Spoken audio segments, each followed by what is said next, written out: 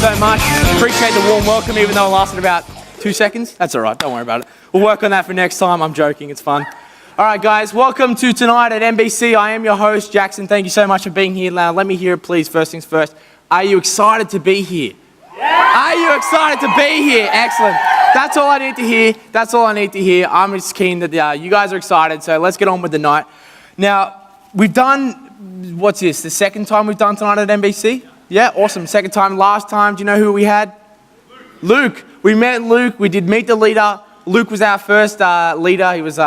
He had the courage to get up here and answer a few questions. We're going to continue that tradition, but also I did say last time that we're going to do something different. Do you remember what that was? Meet the Kid. Are you guys excited to do a Meet the Kid? First one. All right, well, let's get straight into it. We're doing Meet the Leader and Meet the Kid at the same time. Emily and Sam, bring on out.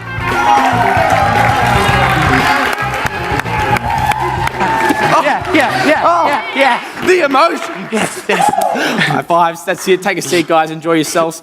All right, guys. Thank you so much for coming on to tonight at NBC. It's a pleasure to have you. Now, Sam, first Meet the Kid. Thank you for being here. First one. It's very nice of you. So let's get straight into the interview. We'll start with Emily. Now, Emily, you're our Meet the Leader for the night. I'm going to ask you a few simple questions. Please get them right because I won't be able to handle it if you get it wrong. Is that okay? Yeah. All right, awesome. Now, first simple question for you. What is your full name? Emily Margaret Ma. Awesome. And Emily, who do you lead? I lead the Year 9 girls. The Year 9 girls. Respect, shout out to Year 9. How long have you led for? I've been a youth leader for 9 years. Awesome, 9 years. That's almost the longest ever. Not quite, but yeah. Awesome. What do you do during the week?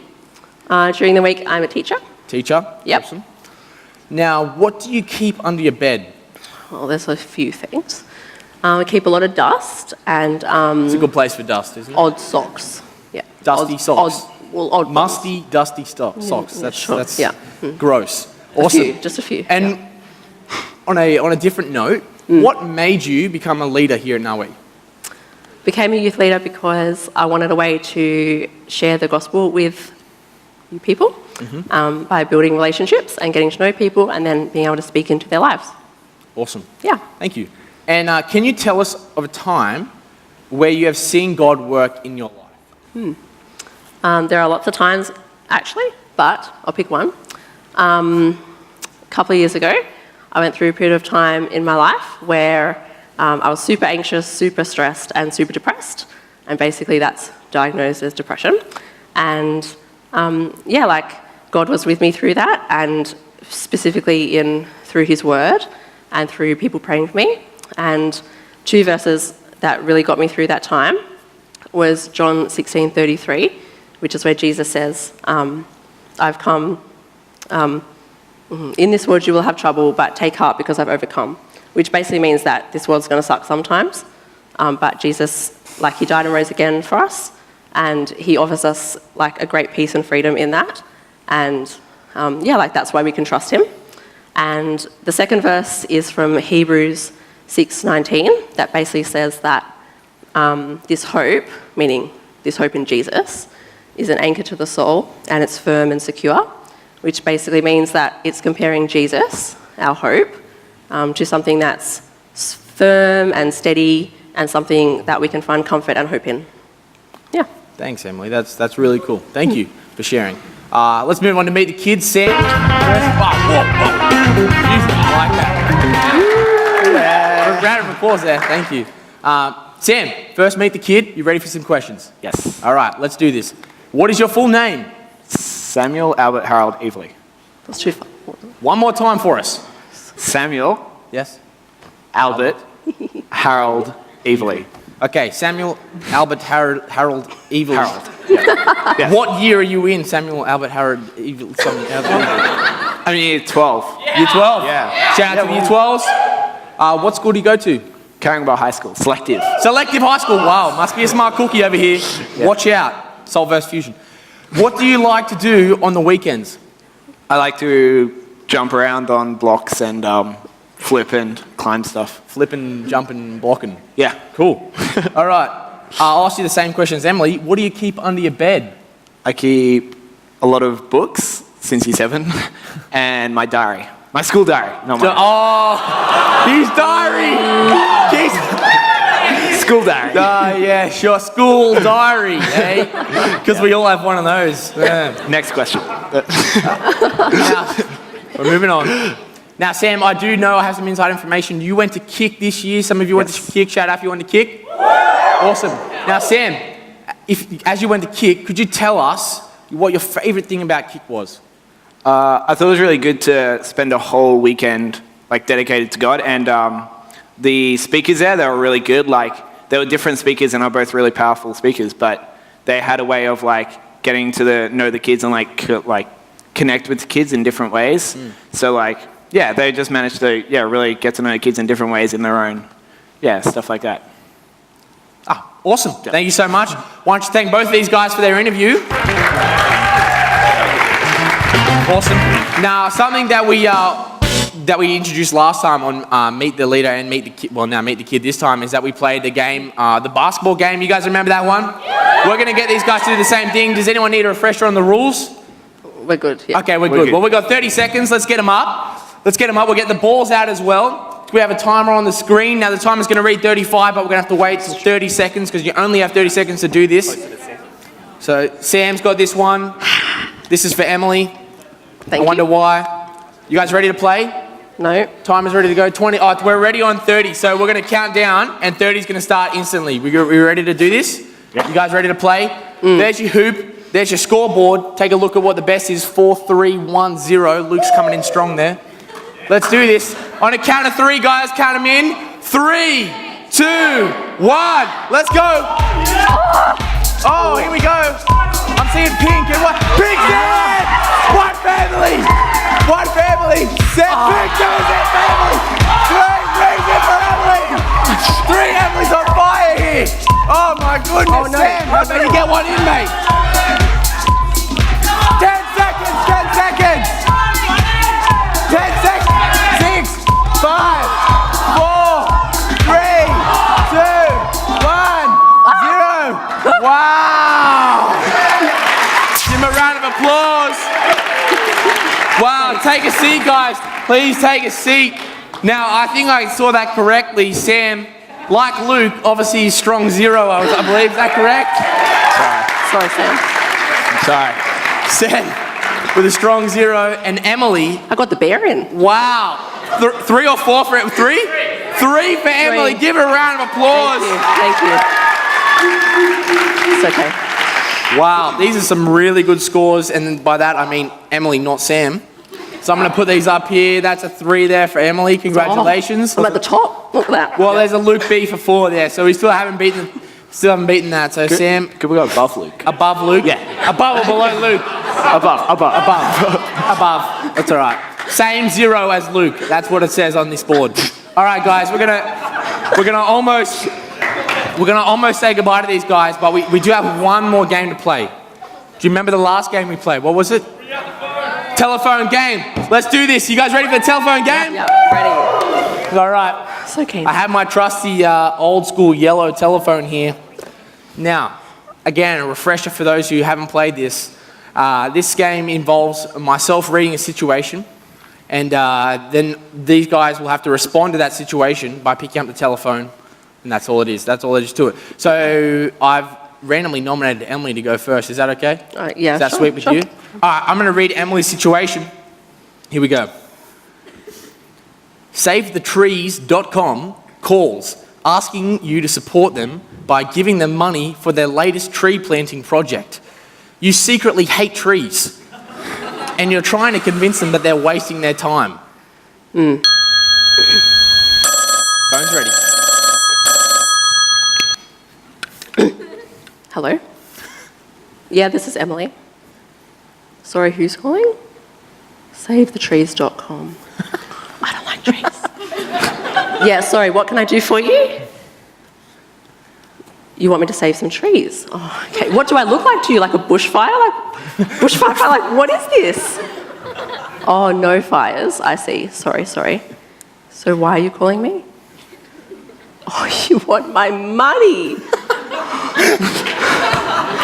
I'm sorry. I can think of like 100 other things that I would.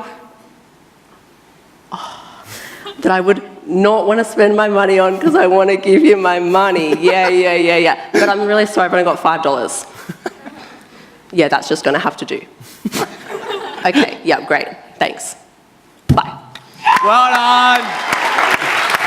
It's not easy. That is not easy, guys. I'll go next. Why not? I'll go next. I've got a situation for me here. I think I haven't seen this one yet. So, Sam, do you want to read that out for me, please? Yeah. So, Jackson, you are a year 7 and your best friend, Paulie, calls you via the home phone to tell you that Sally held his hand in PE today. Paulie doesn't know that you've had a massive crush on her, and you try to be happy for him even though you're not.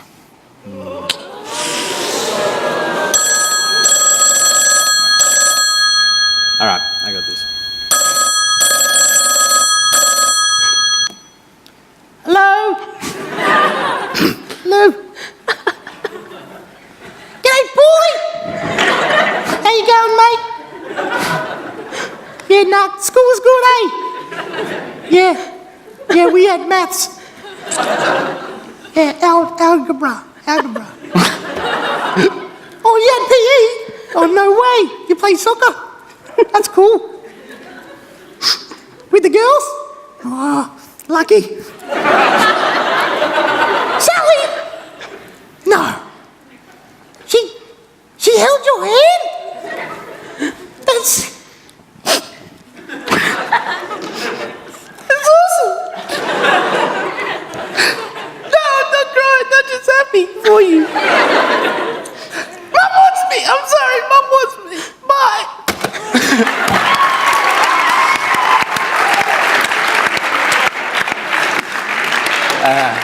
Good fun. All right, Sam.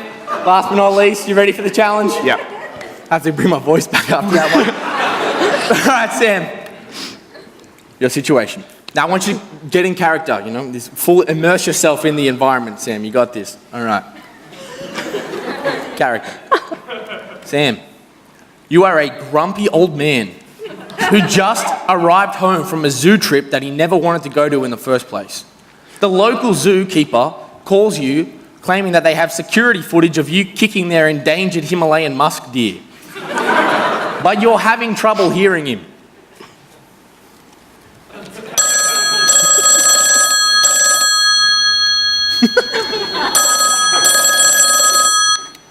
Hello? Yes, this is Mr. Charles. Yes. Who's this? The zoo. Yes. Yes. Me?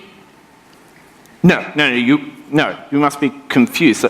Yo, little Charlie, was there any video cameras at the zoo today? You must be confused. Are you sure? Oh, you have footage. Right, no, are you... Okay, well, endangered, look, there's like 800 of them. That's fine. No, the footage doesn't tell the whole thing. I tripped over it. It was barely a tap. No, I'm sorry. You want me to come in? Look, I am not coming back to that zoo ever. I was there from 8 till 4 today. And with kids, 3 of them, no. I'm sorry, I think I'm losing, I can't, sorry, what was that? No, I'm sorry, I can't hear, sorry, I think I'm losing you. What was it? Yes! Give him a round of applause. All right. Well, that's it for the section of Meet the Leader and Meet the Kid. One more applause for these guys as they lead for us. Thank you.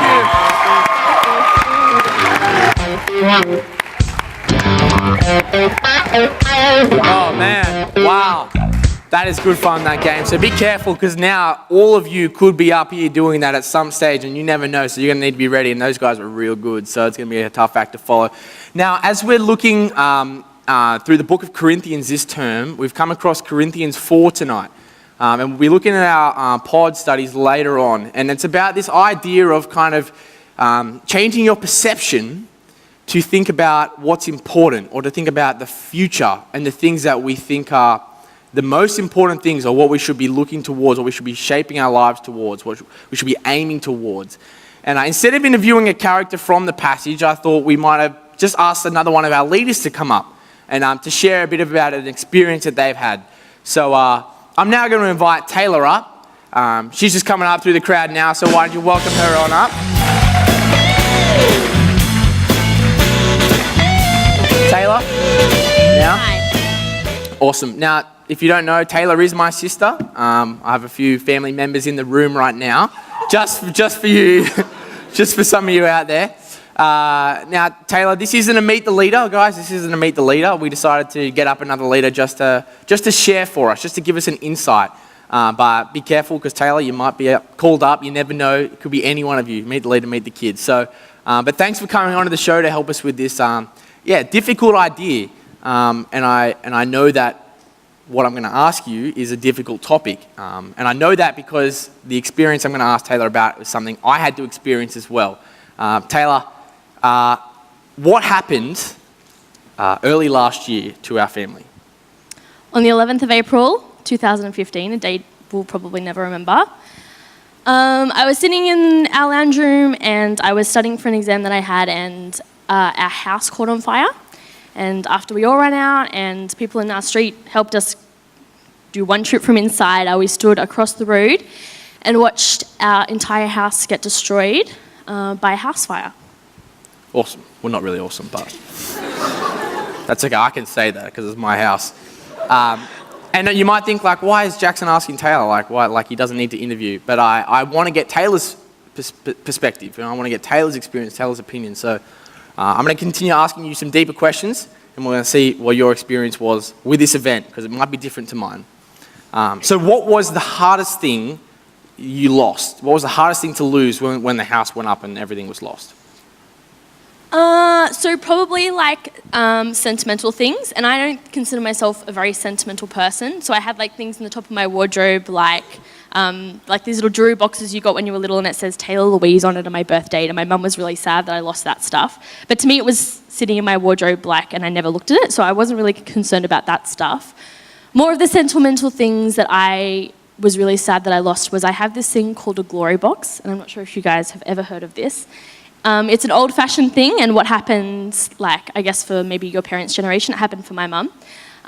People would buy gifts for them for her birthday and Christmas, things that you could put aside for when you got married, like towels and recipe books and things for the kitchen and muffin trays and things like that. And my mum thought it'd be cool to do that for me. So my mum and my grandma had bought me a gift for my glory box ever since I'd turned 16 for my birthday and Christmas, and I had this huge collection of stuff that I'd never ever used before because I was saving it for when I moved out of home and had my own place. And to me that was really sad to lose because I'd never used that stuff before. It was all brand new, and it was just sitting up in our attic that got absolutely burnt to smithereens. So I lost my clothes and stuff, but I could buy new ones, and I could buy new glory box stuff too, but I think that was the saddest because it was put away for a different occasion and I hadn't used it yet, and it all kind of was gone. Okay. So yeah. So that was the hardest thing to lose. Now, of the stuff because you didn't lose absolutely everything, you did get to hold on to some stuff. So of the stuff that you didn't lose, what would have been the hardest thing to lose? Definitely one of my family members. So me and my mum were inside at the time. If anything had happened to my family, that would have been terrible. So definitely a member of my family could have been the worst thing that I could have lost, but I didn't, thankfully. So family ranks as one of the most important things for you? Yeah, definitely. Okay, cool. And let's now look at the way you reacted to the situation. After the event, how much of your relationship with Jesus played a role in what happened afterwards? I think it was definitely something that kept me going. I know that my friends, especially my friends at church and the church itself, were really important to me in supporting me. In terms of my relationship with Jesus, as in me and God, I think it gave me such a different perspective on, I guess, life. Often people, go through life thinking that when they die that's the end and that the things in this world are what's important. And for me, like even though I'd lived in that house for my whole entire life, that was important to me. But I think, I don't know, when you have a relationship with Jesus, I think you can sometimes see a bigger picture.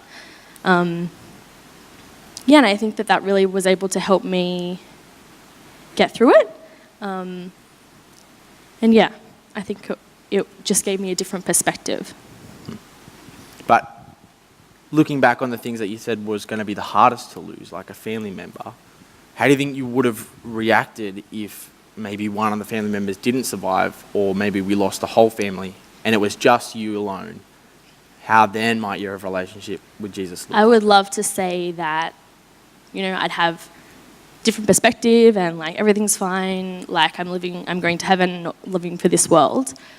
But I have no idea how much that would have like shaken my faith. I think for a lot of us who grow up in a Christian family, you put a lot,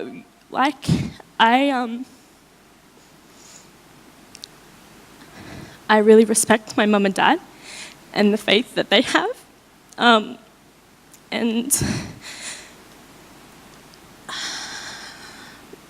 I think that,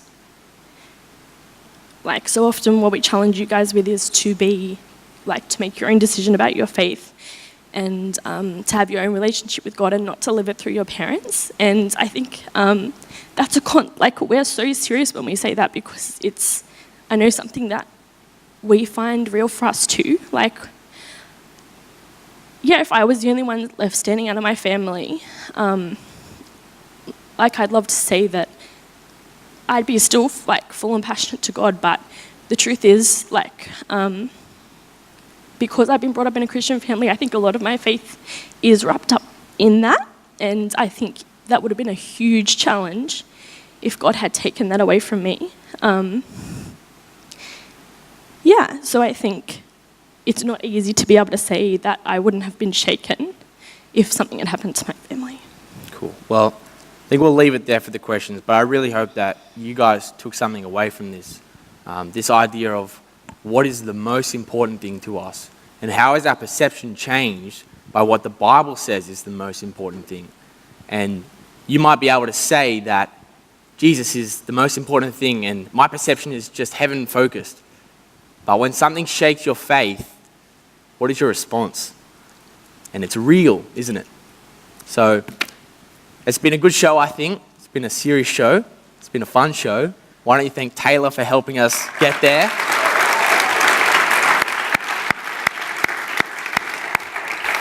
And on that note, I'm going to call it. I think we had a good time. I hope you had a good time. I hope you learned some things. I hope you got to meet the leaders a little bit more. So if you see them around, shake their hand, and get to know them. So I'm going to say goodbye now. That's all for tonight at NBC. I was your host, Jackson. Thank you for coming.